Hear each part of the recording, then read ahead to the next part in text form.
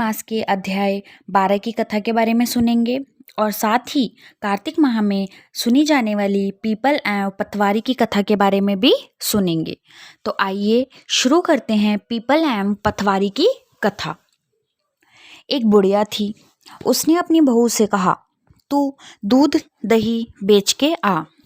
वह बेचने गई तो रास्ते में औरतें पीपल पतवारी सींच रही थी। उनको सींचता देखकर बहू ने पूछा कि तुम यह क्या कर रही हो? औरतें बोली कि हम पीपल पतवारी सींच रही हैं, इससे अन्न और धन होता है, 12 वर्ष का बिछुड़ा हुआ पति मिल जाता है। बहू बोली, ऐसी बात है तो तुम पानी से सींचती हो तो मैं दूध से सींचूंगी। गुजरी बहू रोजाना दूध दही बेचने नहीं जाती। वह रोजाना दूध को पीपल में और दही पतवारी में सींचती। सास दूध दही का दाम मांगती तो कह देती, महीना पूरा हो जाने पर ला कर दूंगी।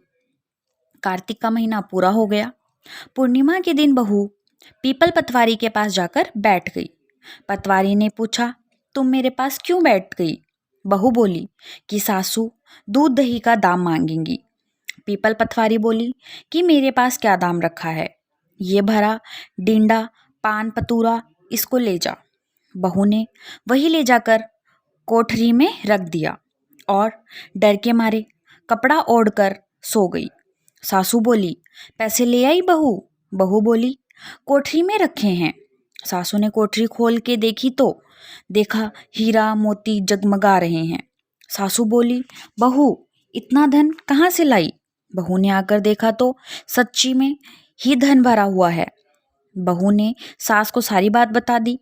सास ने कहा, अब की कार्तिक में मैं भी पतवारी सींचूंगी। कार्तिक आया, सास दूध दही तो बेच आती, हांडी धोकर पीपल पतवारी में चढ़ा देती। आकर बहू से कहती, मेरे से दाम मांग। वह कहती, सासू जी कोई बहू भी दाम मांगती है? मगर सासू कहती, तू मांग। बहू बोली, सासू जी पैसे ले आओ तो। सास पीपल पतवारी के पास जाकर बैठ गई। पीपल पतवारी ने सास को पान पतूरा भरा डीडा दे दिया। उसने ले जाकर कोठरी में रख दिया।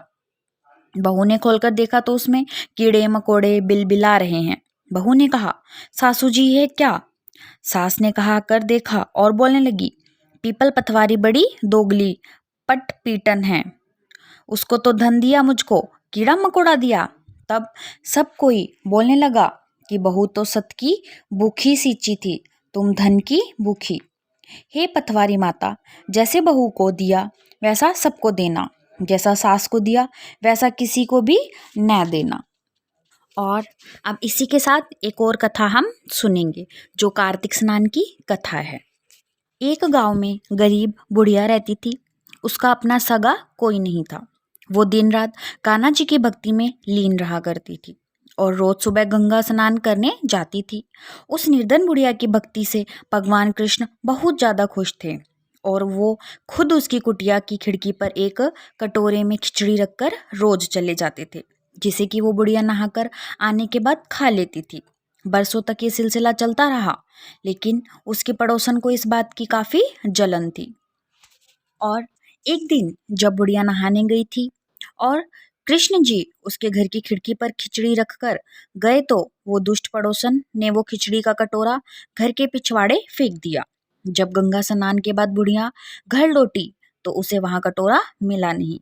बुढ़िया बहुत दुखी हुई और भूखी ही रह गई।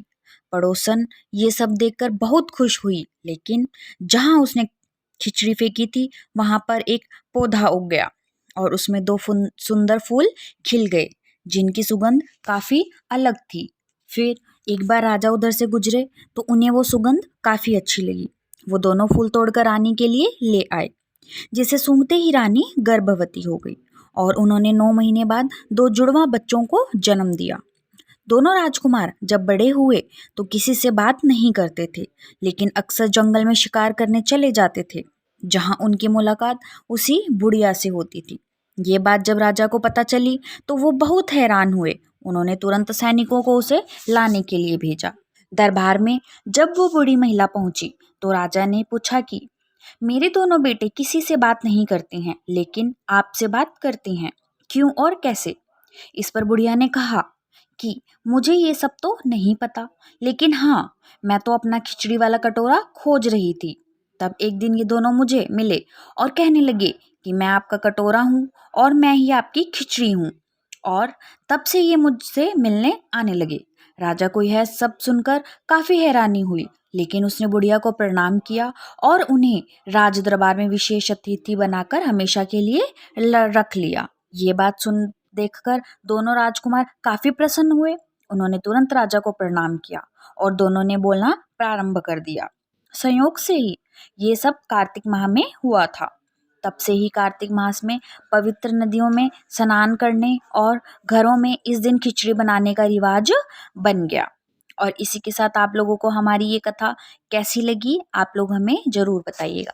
तो आइए शुरू करते हैं अब कार्तिक मास के अध्याय 12 की महात्म्य कथा। नारद जी ने कहा, तब इंद्रलोक देवता वहां से भय कंपित होकर भागते भागते बैकुंठ में विष्णु जी के पास पहुंचे। देवताओं ने अपनी रक्षा के लिए उनकी स्तुति की। देवताओं की उस दीन वाणी को सुनकर करुणा सागर भगवान विष्णु ने उनसे कहा कि हे देवताओं, तुम भय को त्याग दो, मैं युद्ध में शीघ्र ही जलंधर को देखूंगा। ऐसा कहते ही भगवान करुण पर जा बैठे।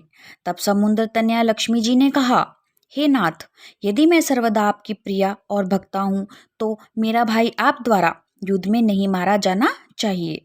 इस पर विष्णु जी ने कहा, अच्छा, यदि तुम्हारी ऐसी ही प्रीति है तो मैं उसे अपने हाथों से नहीं मारूंगा, परंतु युद्ध में अवश्य जाऊंगा, क्योंकि देवताओं ने मेरी बड़ी स्तुति की है। ऐसा कह भगवान विष्णु युद्ध के उस स्थान में जा पहुंचे जहां जलंधर विद्यमान था। जलंधर और विष्णु का घोर युद्ध हुआ। विष्णु के तेज से कंपित देवता सिंहनाद करने लगे। फिर तो अरुण के अनुज गरुड़ के पंखों की प्रबल वायु से पीड़ित हो दैत्य इस प्रकार घूमने लगे जैसे आंधी से बादल आकाश में घूमते हैं। तब अपने वीर दैत्यों को पीड़ित होते देखकर जलंधर ने क्रोध में विष्णु जी को उद्धत वचन कहकर उन पर कठोर आक्रमण कर दिया। तो ये हमारे अध्याय 12 की कार्तिक की महात्म्य कथा थी। और इसी के साथ हमारी आज की कथा आप लोगों को कैसी लगी, आप लोग कमेंट करके ज़रूर बताइएगा। और ज़्यादा से ज़्यादा हमारे चैनल को लाइक और सब्सक्राइब और ज़्यादा से ज़्यादा शेयर करिएगा।